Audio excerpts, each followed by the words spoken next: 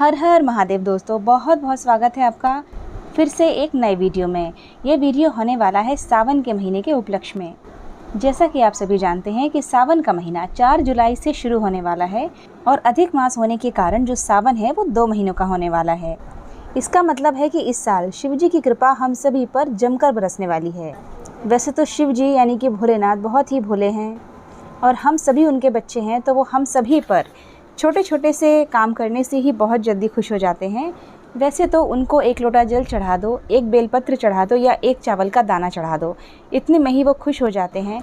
सावन के 2 महीनों में अगर हम व्रत उपवास करें, साथ साथ भोलेनाथ की बहुत अच्छे से पूजा करें, तो मनोवांछित फलों की प्राप्ति भी हमको हो सकती है। तो चलिए मैं आपको बताती हूँ कि सावन में आप कौन कौन से व्रत कर सकते हैं। सावन के सोमवार की महिमा तो सबने सुनी है। सावन के सोमवार व्रत बहुत सारे लोग रखते हैं। तो एक तो व्रत ये हो गया कि सावन का सोमवार आप रख सकते हैं। दूसरा होता है कि सावन के पूरे महीने का भी लोग व्रत रखते हैं। सावन के पूरे महीने व्रत रखते हैं, शिव जी की पूजा अर्चना करते हैं। अब अगला आता है 16 सोमवार का व्रत। इन सभी व्रतों के बारे में आप पहले से भी जानते होंगे। बाकी मैं इस वीडियो में आपको कौन कौन सा व्रत करना चाहिए और किस किस तरह से करना चाहिए, इन सभी चीज़ों के बारे में जानकारी देने जा रही हूँ। एक और व्रत आता है जिसे कहते हैं मनसा सोमवार। इन व्रतों की भी बहुत महिमा है, लेकिन मनसा सोमवार के व्रत सावन से शुरू होकर दिवाली के बाद समाप्त होते हैं। इसका वीडियो मैं अलग से अपने चैनल पर बहुत ही विस्तार से लाने वाली हूँ। मनसा सोमवार शुरू करने का समय अभी नहीं आया है, उसमें भी काफ़ी वक्त है, तो मैं आपको 3 से 4 दिन के अंदर यह वीडियो भी उपलब्ध करवा दूँगी अपने चैनल पर। तो चलिए अब बात करते हैं कि सावन सोमवार और सावन के पूरे महीने के व्रत में हमको किस किस तरह से भोलेनाथ की पूजा अर्चना करनी चाहिए और क्या ग्रहण करना चाहिए। तो दोस्तों, सावन के सोमवार में शिवलिंग की पूजा करना बहुत ही महत्वपूर्ण होता है। अगर आपके घर में शिवलिंग है तो आप घर में पूजा कर सकते हैं, नहीं तो आप शिवालय जाकर भी पूजा कर सकते हैं। शिवालय जाकर पूजा करने का जो फल मिलता है वो कई गुना मिलता है, क्योंकि शिवालय में शिवलिंग की प्राण प्रतिष्ठा की जाती है और मंदिरों में इतनी पूजा होती है भगवान की कि भगवान में एक सत्यता आ जाती है। तो हमारी किसी भी मनोकामना पूरी होने की जल्द ही संभावना होती है अगर हम शिवालय में जाके पूजा करें। सावन सोमवार के व्रतों में और सावन के पूरे महीने के व्रत में पूजा विधि एक ही होती है, इसमें कोई खास अंतर नहीं होता। अगर आप सावन के पूरे महीने का व्रत करने जा रहे हैं, जो कि साल 2023 में आपको 2 महीने का करना होगा, तो आप सोच समझ के इस व्रत को लें। अगर आपकी स्वास्थ्य में कोई परेशानी ना हो, आपको पूजा करने का या इस तरह से मतलब भूखे रहकर भगवान की आराधना करने का आपका संकल्प आप पूरा कर सकते हो, तो ही आप इन व्रतों को धारण करें। तो सबसे पहला काम तो आपको ये करना है कि पूरे महीने के व्रत करने के लिए 4 जुलाई को सुबह में स्नान करके आपको हाथ में जल लेकर भगवान के सामने संकल्प करना है कि भोलेनाथ मैं पूरे महीने के व्रत करने जा रही हूँ, सावन के महीने के व्रत करने जा रही हूँ। आप कुछ मीठा खाकर इन व्रतों को करने वाले हैं, या एक समय सेंधा नमक खाकर व्रत करने वाले हैं, या एक टाइम भोजन ग्रहण करके व्रत करने वाले हैं, वह भी आपको इस संकल्प में बोलना होगा। पूजा का भी आप एक नियम बनाएं कि आपको कितनी पूजा करनी है, रोज़ किस तरह से पूजा करनी है, मंदिर में करनी है या घर में करनी है। अगर आपसे ज़्यादा ना बन सके तो भले ही आप सिर्फ एक लोटा जल का संकल्प लें, लेकिन उस संकल्प को आप पूरा करने की पूरी कोशिश करें और महादेव से आप प्रार्थना करें कि महादेव मेरे इस व्रत के संकल्प को पूरा करने में आप मेरी सहायता अवश्य करें और मुझसे जो भी छोटी मोटी गलतियां हों उनको आप क्षमा करें। अगर आप जॉब करते हैं और आपके पास सुबह के समय पूजा करने का टाइम ना हो, क्योंकि घर में और भी बहुत सारे काम होते हैं, तो हो सकता है समय ना मिल पाए, तो आप शाम के समय प्रदोष काल में भी शिवालय में जाकर या घर में महादेव की पूजा कर सकते हैं। वैसे तो शिवालय में जाके पूजा करना बहुत ही अच्छा होता है, लेकिन अगर आपके पास समय नहीं है, आप नहीं जा सकते हैं, या आपके घर के पास कोई शिव जी का मंदिर नहीं है, तो आप घर में पार्थिव शिवलिंग बनाकर इस तरह से पूजा कर सकते हैं। दूध, दही, घी, शक्कर, शहद यानी पंचामृत से स्नान करवाएं और भांग चढ़ा सकते हैं, भस्म चढ़ा सकते हैं, गन्ने का रस चढ़ा सकते हैं और इस तरह से चंदन वगैरह लगाकर और उनके ऊपर अबीर, गुलाल सब चढ़ाकर इस तरह से बेलपत्र, धतूरा और फूल चढ़ाकर उनकी पूजा कर सकते हैं। और पूजा करें तो शिव जी का श्रृंगार भी बहुत अच्छे से करें।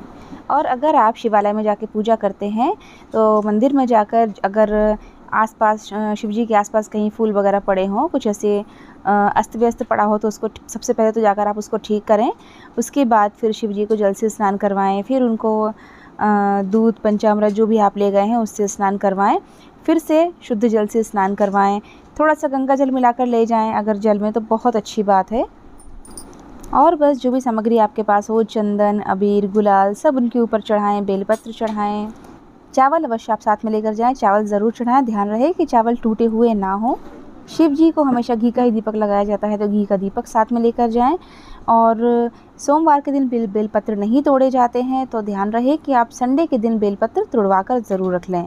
सावन के महीने में शिव चालीसा का पाठ करें, शिव तांडव स्रोत सुनें, महामृत्युंजय मंत्र सुनें और उसका पाठ करें।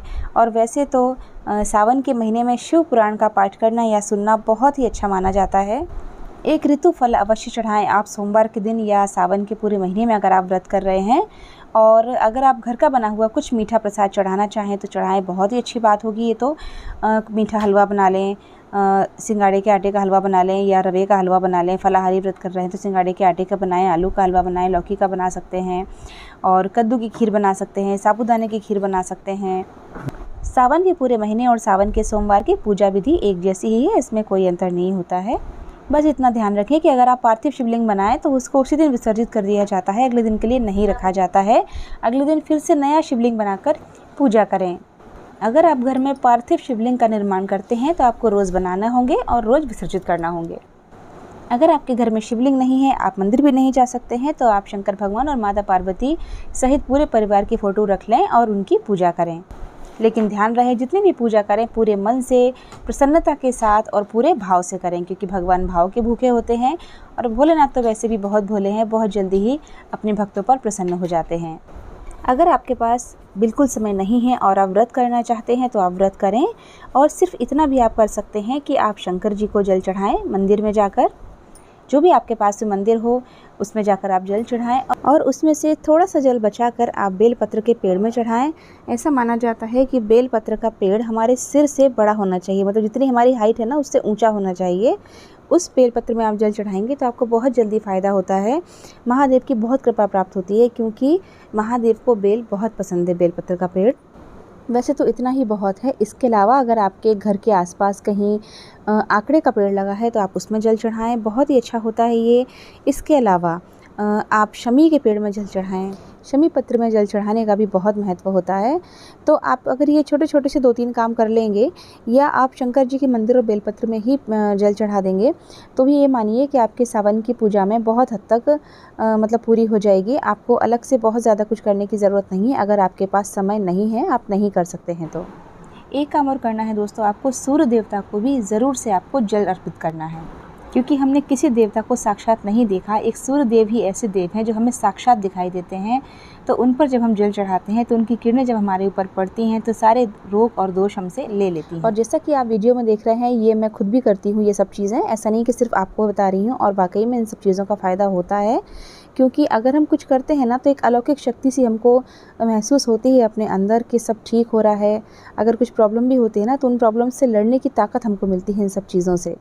तो ये सब छोटी छोटी चीज़ें हैं जो हमको बहुत सहायता करती हैं अपनी रोज़मर्रा की ज़िंदगी को जीने में। बस शिव जी को क्या क्या चढ़ाना है, विस्तार से पूजा कैसे करनी है, छोटे रूप में पूजा कैसे करनी है, मैंने सभी चीज़ें आपको इस वीडियो में बता दी हैं। देखिए दोस्तों, मैं आपको कितना भी बता दूं मगर कुछ ना कुछ तो आपके मन में शंका रह ही जाएगी कि ये आपने नहीं बताया है। तो अगर ऐसी कोई बात है, कोई क्वेश्चन है जो आप मुझसे पूछना चाहते हैं तो कमेंट बॉक्स में आप ज़रूर पूछ सकते हैं, मैं आपको उसका आंसर जल्द से जल्द दूँगी। 16 सोमवार का वीडियो और मनसा सोमवार का वीडियो मैं अलग से अपने चैनल पर बहुत जल्दी लाने वाली हूँ, और 16 सोमवार के विस्तार पूर्वक पूरे वीडियो मेरे चैनल पर अपलोड हैं, क्योंकि मैंने 2021 में 16 सोमवार के व्रत किए थे। तो मैंने पूरी पूजन सामग्री, पूजा की विधि, पूजा कैसे लगाएं, उद्यापन कैसे करें, उद्यापन की पूजन सामग्री, 16 सोमवार की व्रत कथा, सारे वीडियो मेरे चैनल पर अपलोड हैं। बहुत अच्छे वीडियो हैं, आप ज़रूर देखिएगा, आपको उनसे बहुत हेल्प मिलेगी, आपके लिए बहुत उपयोगी साबित होंगे। सावन के महीने में मंगला गौरी का भी व्रत किया जाता है, तो वो भी मेरे चैनल पर वीडियो अपलोड है, आपको एंड स्क्रीन पर उसकी लिंक मिल जाएगी, आप चाहें तो वो भी देख सकते हैं। तो दोस्तों, उम्मीद करती हूँ कि आपको बहुत कुछ इस वीडियो में समझ में आ गया होगा। अगर नहीं आया है तो प्लीज़ कमेंट करके ज़रूर पूछिएगा, और अगर वीडियो पसंद आया है तो लाइक कीजिएगा, दूसरों के साथ भी शेयर ज़रूर कीजिएगा, और कमेंट बॉक्स में हर हर महादेव ज़रूर लिखिएगा।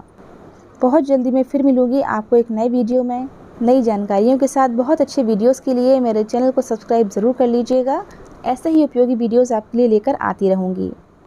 महादेव से प्रार्थना करती हूँ आप सब पर शिव जी की कृपा इन 2 महीनों में खूब बरसे, आपकी सभी मनोकामनाएं पूर्ण हो, आप हमेशा खुश रहें। हर हर महादेव, जय माता दी।